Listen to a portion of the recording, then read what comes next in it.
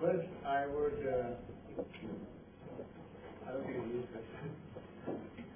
First, I would support Bhagwan's point about the fact that I think we are giving misplaced emphasis on rating agencies.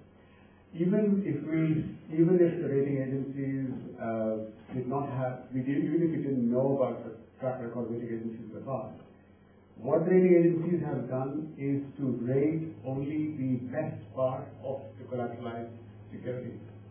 And the best part of those collateralized securities are not the problem. If they have rated the part which is the least defaulting part of those securities as AAA, that is, there may not be anything majorly wrong with that rating. The problems in terms of the securitized obligations have arisen in not even the bad part, it's in the ugly part which has created the problem.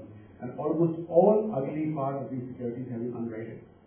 So I think putting blame on rating agencies is an excessive response. No, don't get me wrong. Rating agencies. Yeah, I'm not blaming you. Yeah. The second point is that in terms of the securitization process, of course there are major agency issues involved in the form of moral hazard, because the fact that the economic incentives in terms of default don't exist with the person who is approving the loan. But a major problem with securitization in the way it's implemented is the fact that we have used special purpose vehicles, which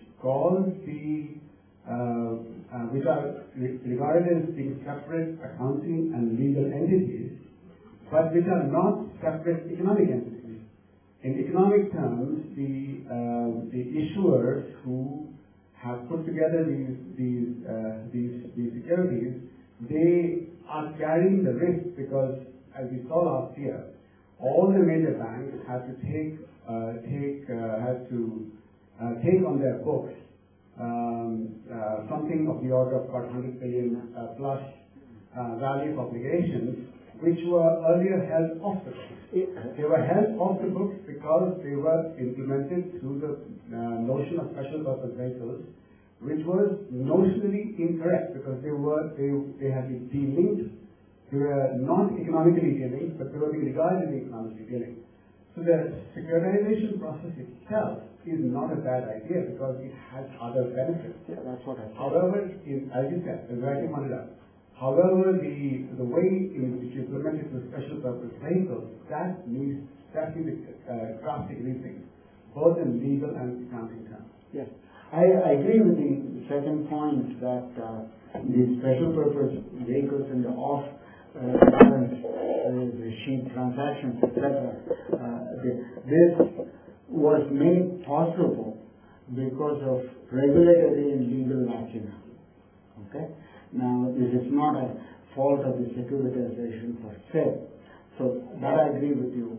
But the point is that the rating agencies still matter, because rating agencies' ratings affected some the major holders of these purchases of these securities. There have been, so you say the top rated securities didn't perform very badly, and the bottom rated securities or the unrated ones, etc. Now that's the idea of rating was precisely that these unrated securities are ones will be held by those who would be able to carry more risk, and so they didn't have to depend on somebody else's evaluation of the risk. They can do the evaluation themselves, and they take the risk on their own, and they expect a higher return on their own. But this way of doing it, the pooling thing, it is on the part of the service, the flows that came into the pool that was hived off, not the original mortgages or which mortgages defaulted, which mortgages didn't. That had no connection with which mortgage went into the top pool and which mortgage went into the bottom pool. And so this is this complex process and opaque process of the securitization and the tranches in my view, had a lot to do with the evolution of the crisis. Because Shankar doesn't want to recognize giving the opportunity, so I'll just make first one a comment and then a question. The comment is, I agree with Bhagwan that probably it's not the rate that was done, but he did say the market failed. That worries me. There's no reason to believe the market will not fail again. Just as the rate was able to do that. So markets also can start failing again, and so then what is the solution to that? I don't know.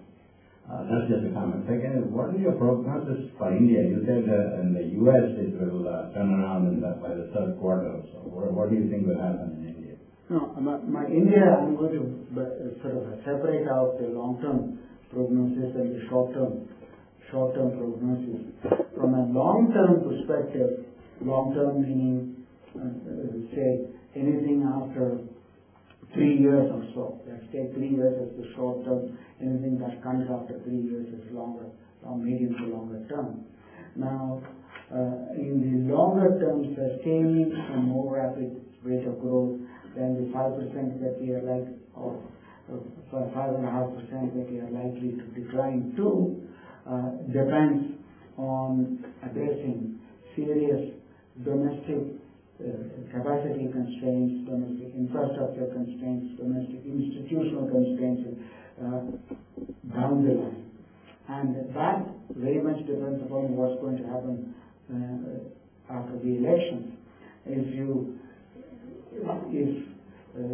the gods decide the coalition is going to come to power, which understands what needs to be done, which has a political muscle in Lok Sabha to carry it out through tough reforms, etc., that's one thing. If it is going to bring about anything in the myopic group of disparate parties coming together and governing, and the long-term prospects are not very good. Okay?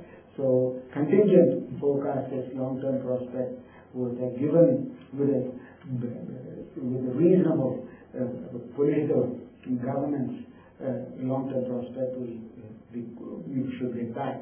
The constraint should be addressed and we'll get back.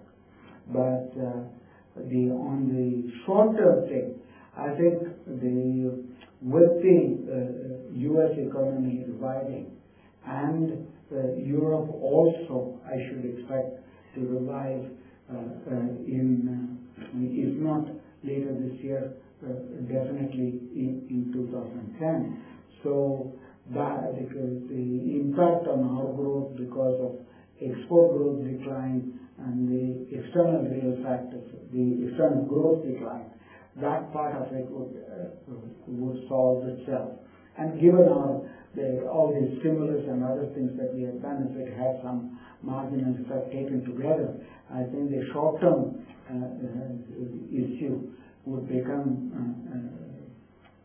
more or less non-existent in another 6 to 8 months in the Indian economy. That's my prognostication. I think that with this we conclude the session. Thank you very much. Thank you very much for your patience.